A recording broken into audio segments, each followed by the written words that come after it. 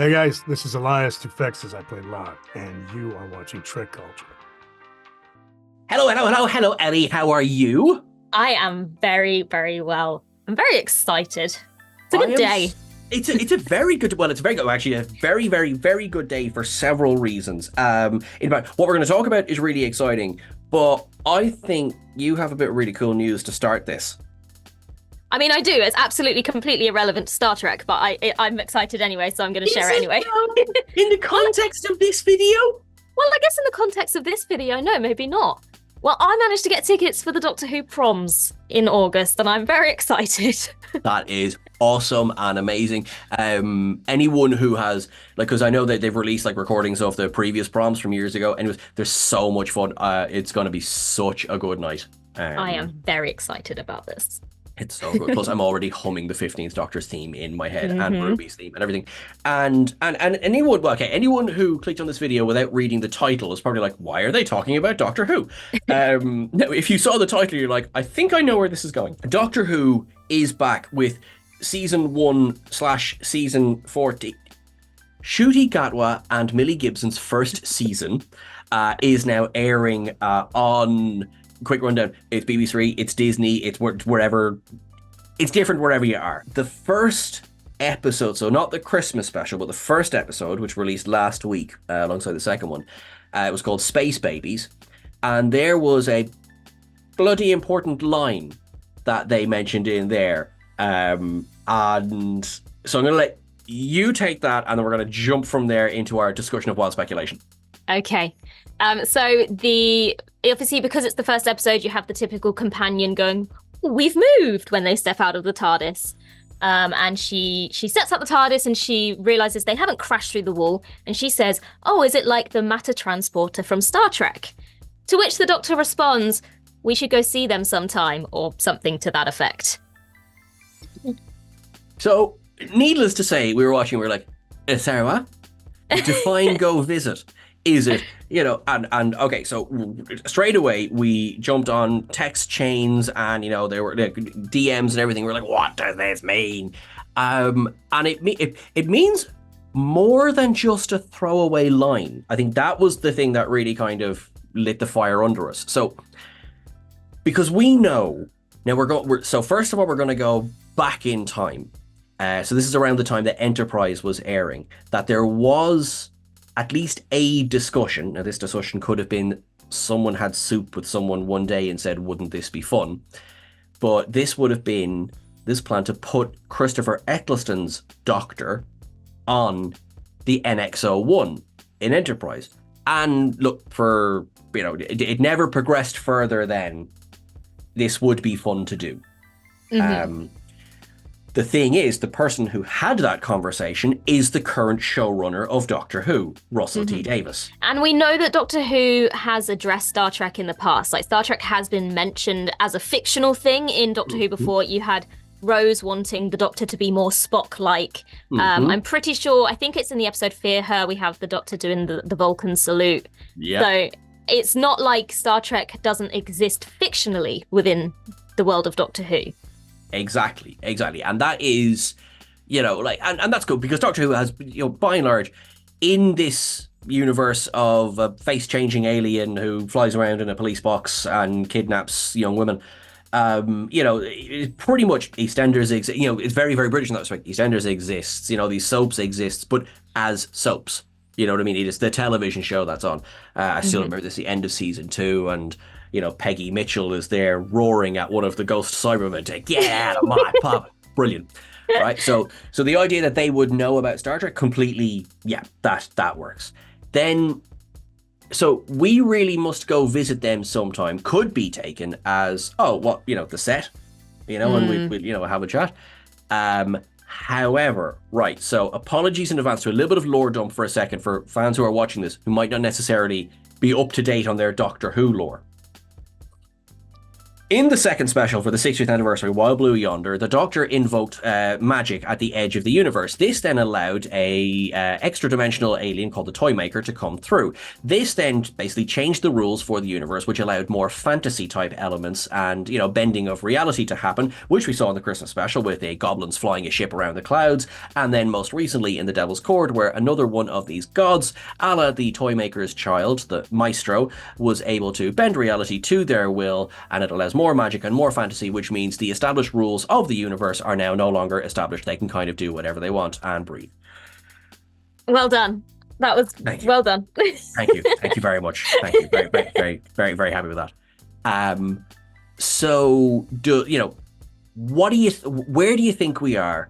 What do you think this might mean? Difficult, isn't it? Because everyone instantly goes, crossover. We need a crossover with these things. I think to a degree, yes.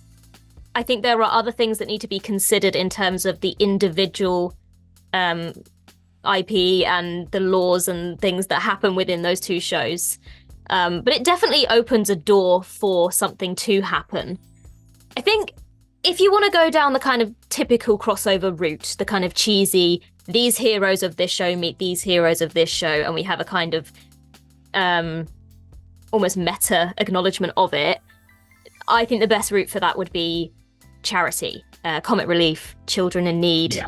Something that you can kind of get around the fact that maybe this shouldn't work, but it's for charity, it's fine. But I think there are ways for it to happen more seriously as well. I mean, I have a few theories about this. Not necessarily even with regards to now that this line has been said. I mean, because we both work across TrekCulture and WhoCulture, I quite often get asked, would I like to see a crossover and how would I like that to work? And I've thought about this quite a lot, and I think actually the best way to do it would not be to cross the two groups of heroes, but to actually have the bridge being kind of crossed with the aliens and the planets of the two shows instead. So, I mean, it probably would work better if, say, the Enterprise suddenly came across Skaro, or if the Doctor met the Vulcans, rather than, and it kind of makes it more, and also there are a lot of similarities between aliens across the two shows. I mean, the hierarchy are basically Sontarans. Yes. And the whole story of the Voth is basically the Silurians. And in all fairness to Doctor Who, which outdates or predates, certainly Star Trek and certainly Star Trek: The Next Generation, the Cybermen are the Borg. Yeah. We threw this open to our chats of like what could be ways of doing it. So Chris had a good thing that would lean more into what's currently happening with Doctor Who and this kind of bending and reshaping of reality. It's like it's a very, very, very small step to go from here's what everything is to TV and TV shows becoming real. You could very much have a standalone episode where the Doctor and Ruby bump into the Enterprise, or the Cerritos is probably be even funnier if it's a cartoon episode. Or, we've got this upcoming Academy that for a self-contained episode, you could be watching the TV and suddenly the TV just vanishes and you're there. And then you have the Doctor and Ruby working out, how does this work? That's an easy one. And then on the flip side, you could make it sort of smaller in a way and just visit the Doctor on the holodeck. Mm-hmm.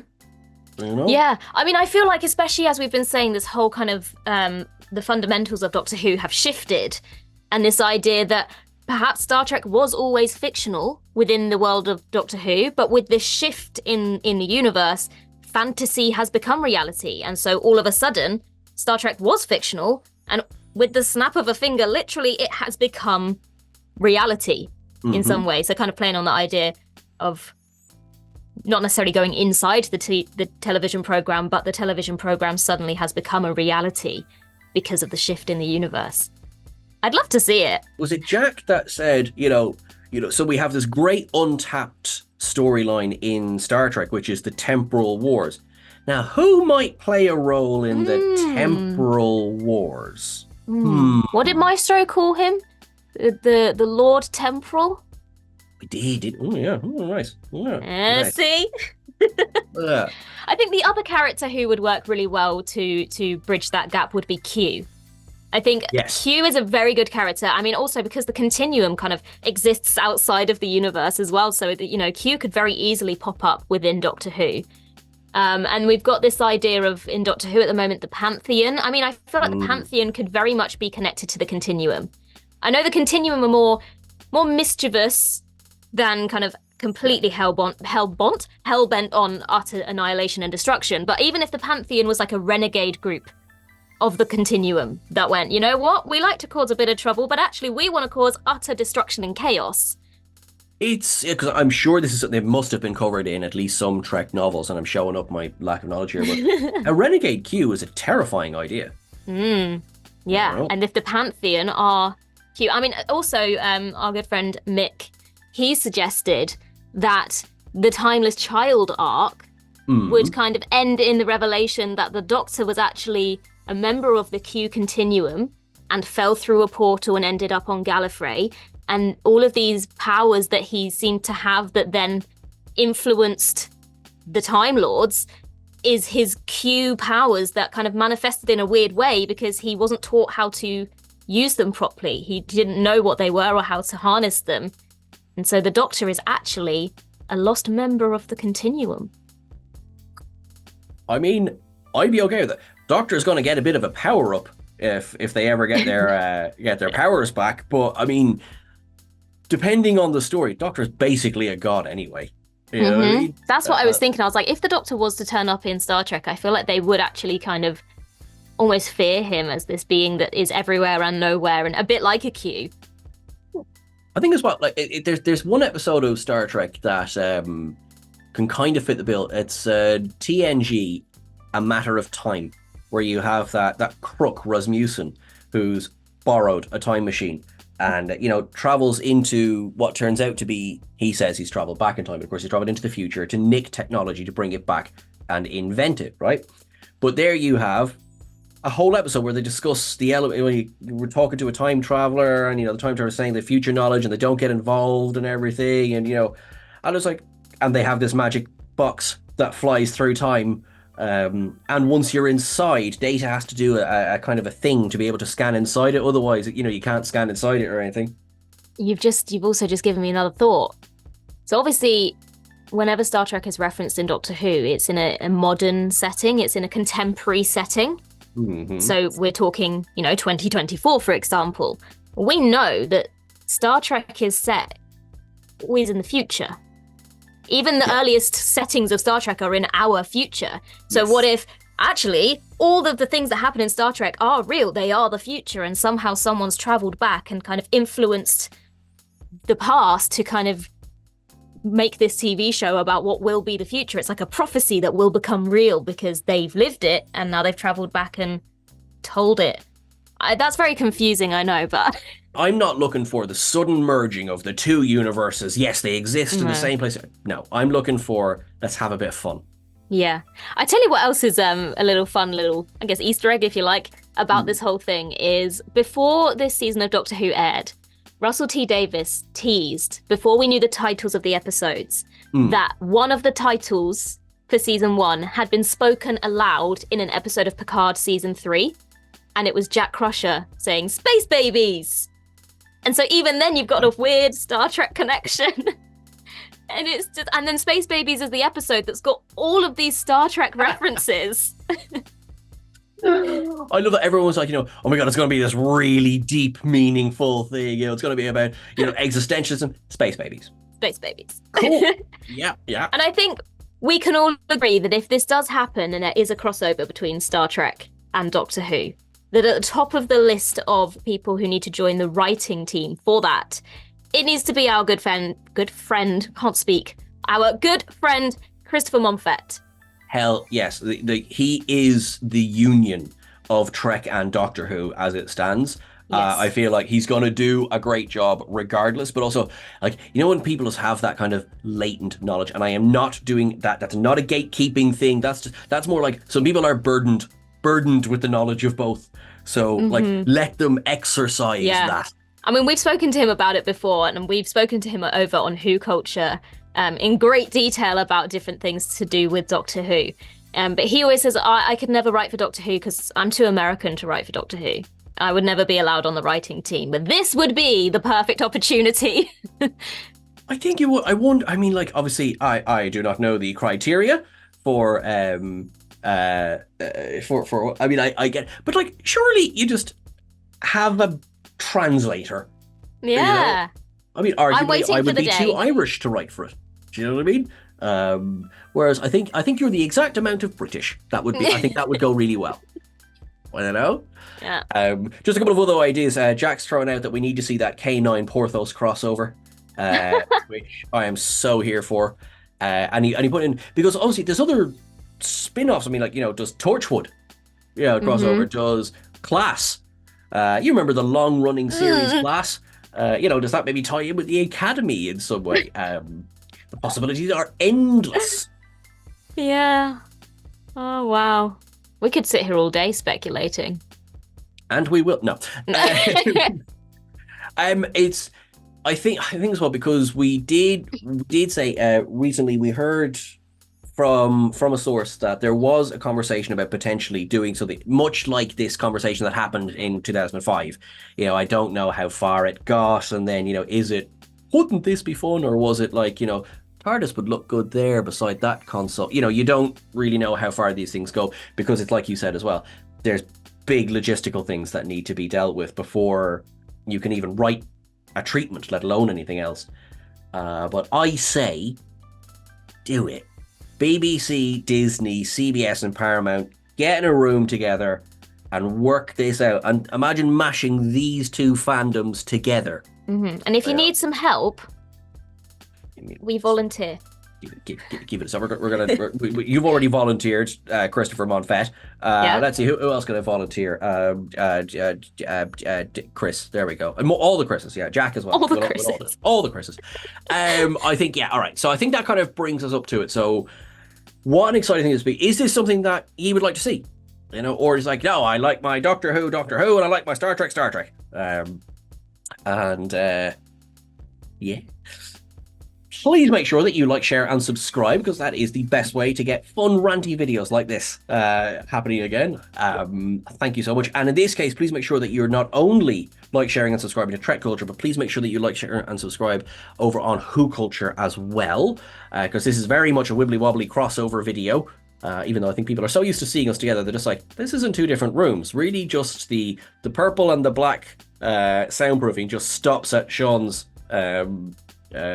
bookcase here and becomes purple or blue and black. It's all the same room.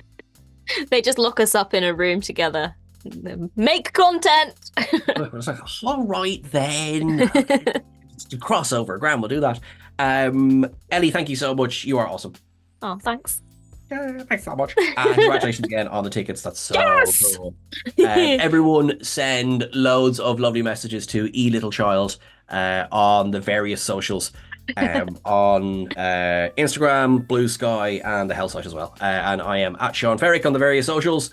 You guys are awesome. We will see you soon. Thanks very much. Bye. Bye.